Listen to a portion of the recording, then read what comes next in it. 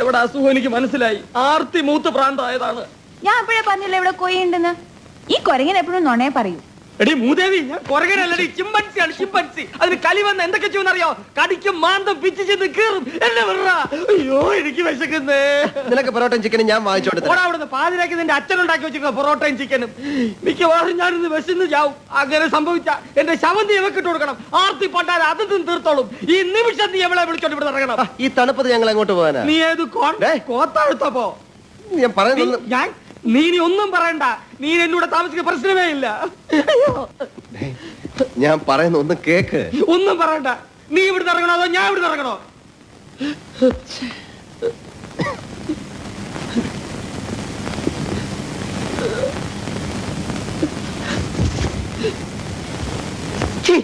നീ ഇത് കണ്ടോടെ? കണ്ടു. പിന്നെ എന്തോടെ നോക്കിക്കൊണ്ടിരിക്കുന്നത്? വിളിച്ചോണ്ട് ഇറങ്ങണേ.